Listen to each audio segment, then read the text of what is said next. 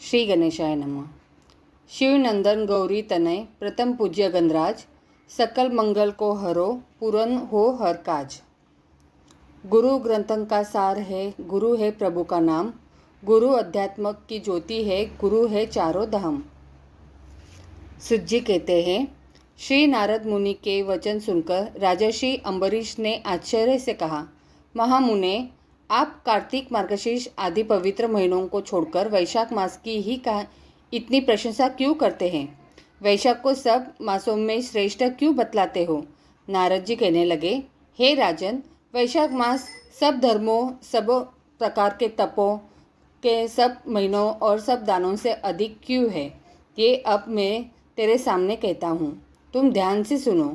कुछ रुक रुक कर नारद जी पुनः बोले, हे राजन, सुनो, मैं संसार के हित के लिए तुमसे माधव मास की विधि का वर्णन करता हूँ। जैसा कि पूर्व काल में ब्रह्मा जी ने बतलाया था, पहले तो जीव का भारतवर्ष में जन्म होना ही दुर्लभ है, उससे भी अधिक दुर्लभ है वहाँ मनुष्य की योनि में जन्म। मनुष्य होने पर भी अपने अपने धर्म के पालन में प्रवृत्ति होनी और भी कठिन है, उससे भी अत्यंत दुर्लभ है भगवान वासुदेव में भक्ति और उसके होने पर श्री माधव मास में स्नान आदि का सुयोग मिलना तो सबसे अधिक कठिन है। माधव मास माधव भगवान श्री लक्ष्मीपति को बहुत प्रिय है। माधव वैशाख महीना मास को पाकर जो विधि पूर्वक स्नान, दान तथा जप आदि का अनुष्ठान करते हैं, वे ही मनुष्य धन्य और उन्हीं का जीवन सफल है। उन धर्मात्मा लोगों के दर्शन मात्र से पापियों के भी पाप दूर हो जाते हैं। वैशाख मास शुक्ल पक्ष के एकादशी से लेकर पूर्णिमा तक जो अंतिम 5 दिन में वे समूचे महीने के समान महत्व रखते हैं। हे राजेंद्र, जिन लोगों ने वैशाख मास में विभिन्न नियमों द्वारा मधु दैत्य के मारने वाले भगवान लक्ष्मीपति का पूजन कर लिया, उन्होंने अपने जन्म का फल पा लिया।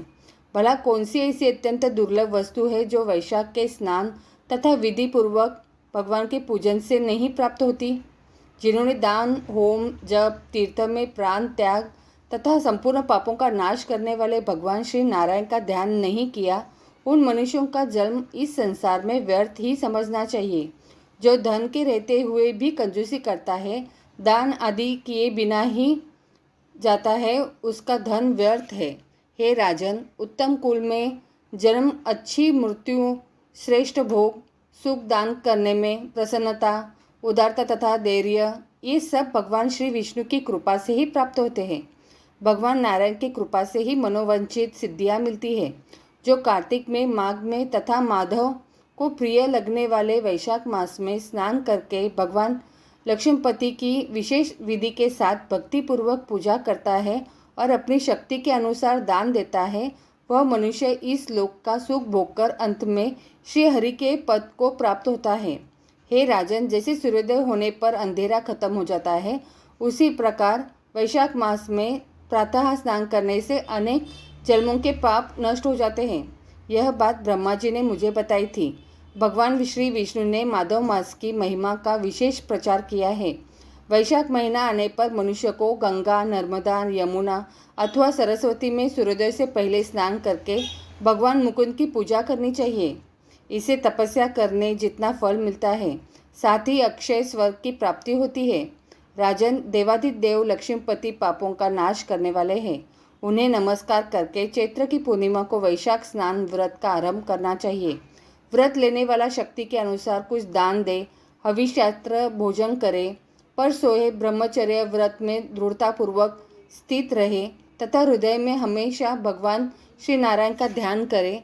इस प्रकार नियम से रहकर जब वैशाख की पूर्णिमा आए, उस दिन मधु यानी शहद तथा तिल आदि का दान करे। श्रेष्ठ ब्राह्मणों को भक्तिपूर्वक भोजन कराए, उन्हें दक्षिणा सहित गाय दान दे तथा वैशाख स्नान के व्रत में जो कुछ गलती हुई हो उसकी माफ़ी के लिए ब्राह्मणों से प्रार्थना करे। राजन, जिस प्रकार लक्ष्मी जी जगदीश्वर माधव की प्रिय है, उसी प्रकार माधव मास भी भगवान मधुसूदन को बहुत प्रिय है। इस तरह नियमों का पालन करते हुए 12 वर्ष तक वैशाख स्नान करके अंत में भगवान मधुसूदन की प्रसन्नता के लिए अपनी शक्ति के अनुसार व्रत का उद्यापन करे। हे राजा अम्बरीश, पूर्व काल में ब्रह्मा जी के मुख से मैंने जो कुछ सुना था वह सब वैशाख मास का महात्म्य तुम्हें बता दिया। राजा अम्बरीश ने नारद जी से कहा, हे मुने, स्नान में परिश्रम तो बहुत बड़ा है, फिर भी उससे अत्यंत दुर्लभ फल की प्राप्ति होती है। मुझे इस पर विश्वास क्यों नहीं होता? मुझे भ्रम क्यों हो रहा है? नारद जी ने कहा, राजन, तुम्हारा संदेह ठीक है।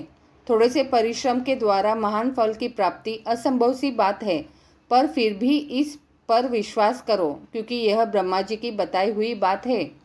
धर्म की गति सूक्ष्म होती है, उसे समझने में बड़े बड़े पुरुषों को भी कठिनाई होती है। श्री हरि की शक्ति समझना कठिन है, उनकी रचनाओं से विद्वानों को भी मोह हो जाता है।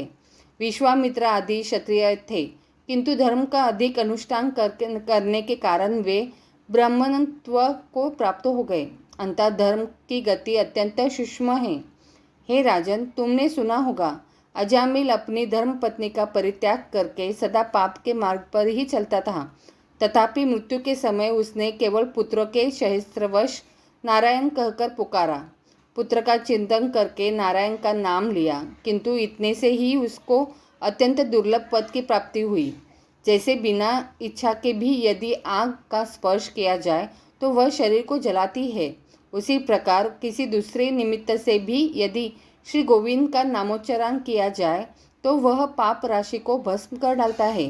हे जीव विचित्र है, जीवों की भावनाएं विचित्र है, कर्म विचित्र है तथा कर्मों की शक्तियाँ भी विचित्र है। शास्त्र में जिसका महान फल बताया गया हो वही कर्म महान है, फिर वह अल्प परिश्रम साध्य हो या अधिक परिश्रम साध्य। छोटी सी वस्तु से भी बड़ी वस्तु का नाश हो देखा जाता है। जरा सी चिंगारी से बड़े बड़े जंगल स्वाहा हो जाते हैं।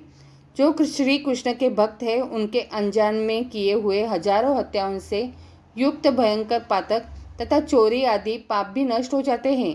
हे वीर, जिसके हृदय में भगवान श्री विष्णु की भक्ति है वह विद्वान पुरुष यदि थोड़ा सा भी पुण्य कार्य करता है तो वह अक्षय फल देने वाला होता है। अंततः माधव मास में माधव की भक्ति पूर्वक आराधना करके मनुष्य अपनी मनोवांछित कामनाओं को प्राप्त कर लेता है। इस विषय में संदेह नहीं करना चाहिए। राजन, भाव तथा भक्ति दोनों की अधिकता से फल में अधिकता होती है। धर्म की गति सूक्ष्म है, वह कई प्रकारों से जानी जाती है।